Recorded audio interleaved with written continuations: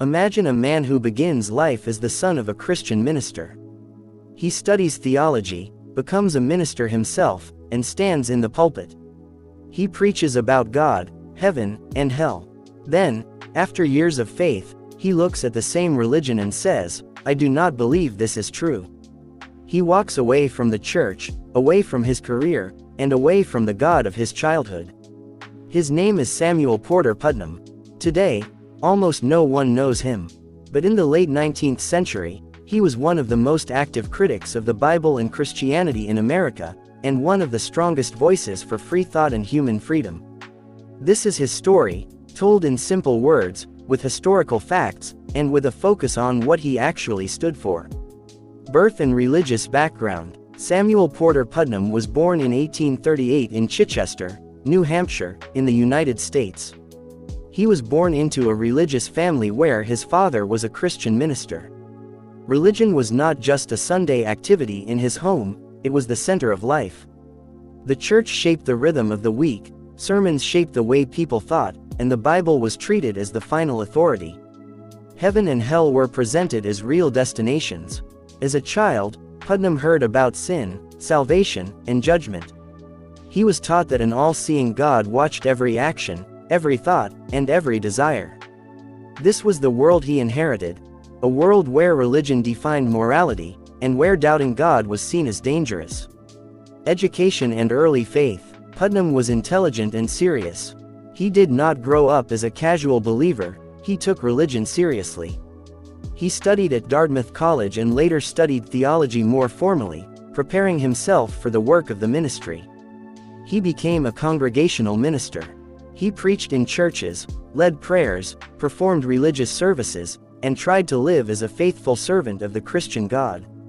At this stage of his life, he was inside the system. He wore the clothes of a minister, he spoke the language of faith, and he was part of the religious structure that had shaped him.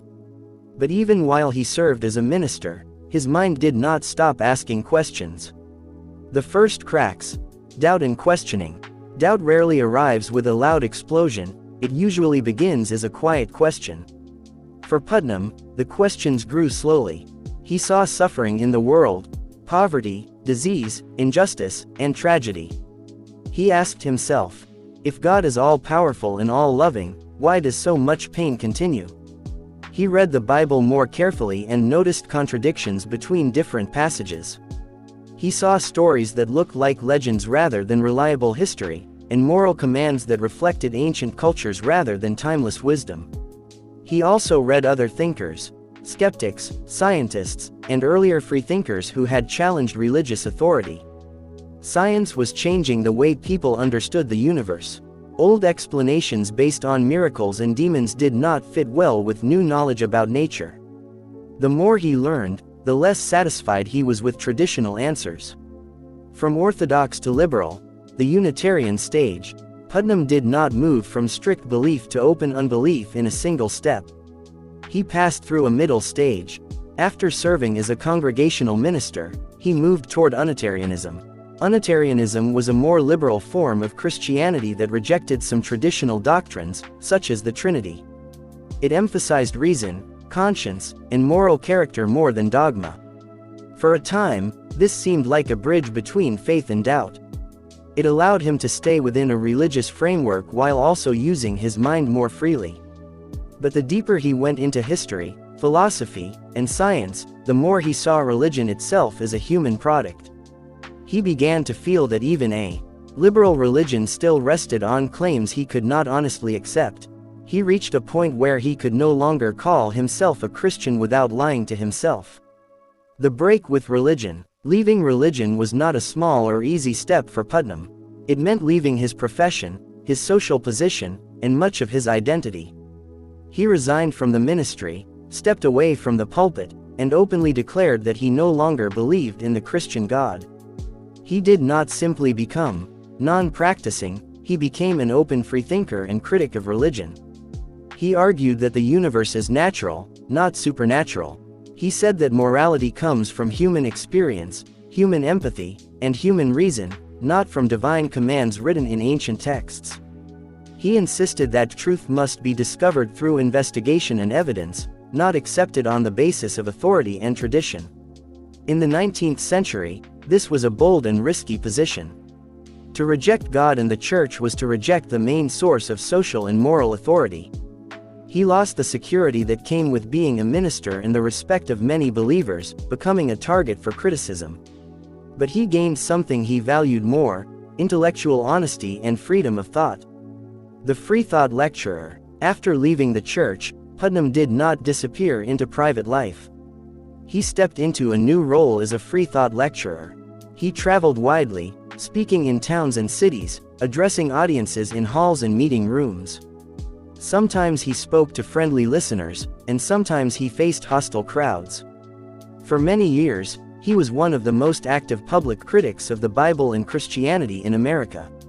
His lectures covered many themes: the cruelty of the doctrine of eternal hell, the injustice of punishing people forever for finite actions, the contradictions and errors in the Bible, the political power of churches and clergy, the damage done by superstition and fear, and the importance of free inquiry and open debate. He said that religion often keeps people in chains. Not chains made of metal, but chains made of ideas, chains of fear, chains of guilt, and chains of blind obedience. He believed that when people break these mental chains, they become truly alive and truly responsible. Writer and historian of freethought, Putnam was not only a speaker, he was also a writer and a historian of free thought. His most famous book is called 400 Years of Freethought. In this large work, he traced the history of people who questioned religious authority over 4 centuries. He wrote about early skeptics who doubted miracles and dogmas, philosophers who challenged church power, scientists who replaced supernatural explanations with natural ones, and reformers who fought for freedom of conscience and speech.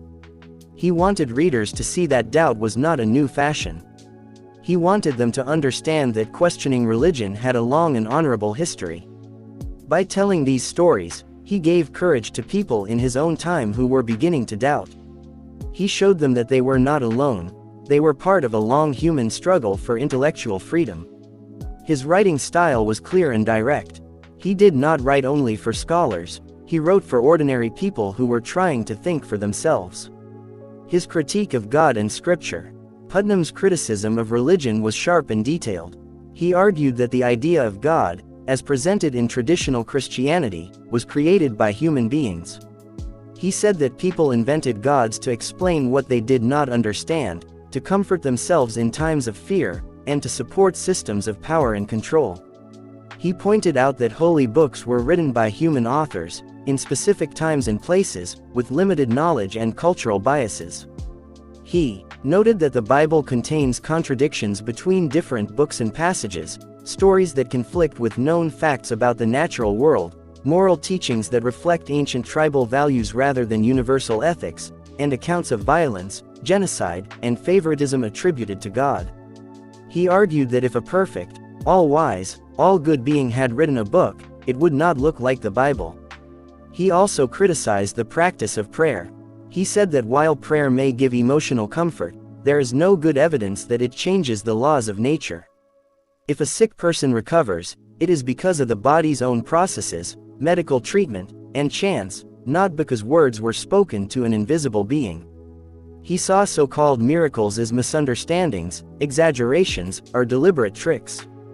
For him, the real wonder was the human mind, its ability to observe, to reason, to test ideas, and to correct itself. Humanism. What he stood for, not just what he opposed. Putnam was not only against religion, he was also for something positive and constructive. He stood for humanism. Humanism is the view that human beings must create meaning, purpose, and morality through their own choices and relationships, without relying on supernatural authority. Putnam believed that life is finite and limited.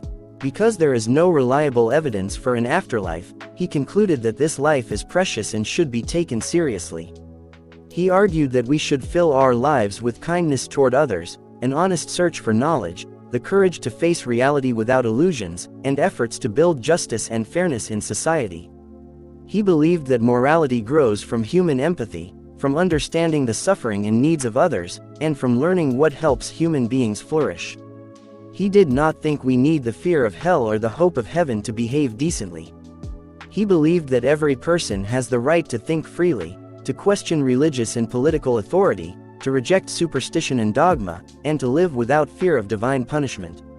He saw reason not as a cold, heartless tool, but as a way to build a more compassionate and honest world. Organizing freethought and community, Putnam did more than speak and write, he also helped organize freethought communities. He took part in freethought associations and helped bring together people who had left traditional religion and were looking for new forms of community. He believed that leaving religion did not mean leaving all forms of connection. People still needed friendship, support, and shared work. He wanted freethinkers to have a sense of history, a sense of solidarity, and a sense of purpose. In this way, he tried to build a positive culture around unbelief, not just a negative reaction against belief. Personal cost and public courage. It is easy to admire a freethinker from a distance, it is harder to feel the cost they pay. Putnam paid a real price for his honesty. He left a respected profession, became a target for religious attacks, and was criticized in sermons and in print. Some people saw him as dangerous or immoral simply because he did not believe in their God. He could have chosen a quieter path. He could have kept his doubts private, used soft language, and avoided direct conflict. But he chose clarity over comfort. He believed that honesty about belief and unbelief was a moral duty. His courage was not the courage of a soldier in battle, it was the courage of a mind that refuses to surrender to pressure and fear. His final years and death. In his later years, Putnam continued to lecture and write. He remained active in freethought circles, defending the right to think freely and to criticize religion openly. In 1896, while he was on a lecture tour, he stayed. In Boston, there was a gas leak in the room where he was staying. The gas filled the air silently, and he was found dead, killed by gas poisoning. His death was sudden and tragic. There was no final speech on a stage, no dramatic last debate. Just a quiet room, and a life cut short. After his death, his name slowly faded from public memory. His books went out of print, and new movements and new voices took the spotlight. But the ideas he fought for did not disappear. His place in the history of ideas. Samuel Porter Putnam did not invent atheism, free thought, or humanism. These currents of thought existed before him and continued after him. But he was an important link in the chain. He connected earlier skeptics and reformers to later secular movements. He preserved the stories of past freethinkers in his historical writings and gave courage to people of his own time who were afraid to speak their doubts. He showed that a person could move from the heart of the church to the front lines of criticism, and still live with integrity. He is a reminder that history is full of forgotten fighters, men and women who stood up, spoke out, and then were pushed into the shadows of memory. Imagining Putnam in the modern world. Now, imagine Samuel Porter Putnam in our time. He would see new forms of religion, megachurches with lights and screens, televangelists asking for money, prosperity preachers promising wealth, and online gurus selling spiritual secrets. He would see old patterns in new clothes, fear used to control people, guilt used to keep them obedient, and promises of miracles used to take their money and trust. He would walk into a huge, bright church and ask a simple question: where is the evidence? He would watch a faith healer on television and ask, if this power is real, why is it not tested in real hospitals, under real medical conditions? He would see people terrified of curses, demons, and invisible forces, and he would ask, why do you fear what has never been proven to exist? He would see people searching for meaning in a noisy, confusing world, and he would say, you are enough. Your mind is enough. Your courage is enough. The voice inside you, now bring the story closer to yourself. You are here, listening to these words. Around you, the world is full of beliefs, full of rituals, and full of invisible fears. It is full of loud voices telling you what to think, what to believe, what to fear, and what to worship. But somewhere inside you, there is another voice. A quiet voice, your own voice. It is the voice that asks questions, the voice that doubts, and the voice that wants truth, not just tradition. Samuel Porter Putnam lived and died for that voice. He believed that the real battle of atheism it is against fear. Fear of asking, fear of doubting, and fear of standing alone. When you choose courage over fear, you do something powerful. You become your own source of light. You become your own guide. You become your own freedom. Closing message for the listener. Samuel Porter Putnam's name may be forgotten by most people, but the path he walked is still open. It is the path of free thought to question, to investigate, and to refuse to surrender your mind to authority. It is the path of humanism, to build meaning and morality from human life itself, without waiting for orders from the sky. You do not have to agree with every word he said, and you do not have to follow his exact journey. But you can take one thing from his life, the courage to think for yourself. In a world full of noise, that courage is rare.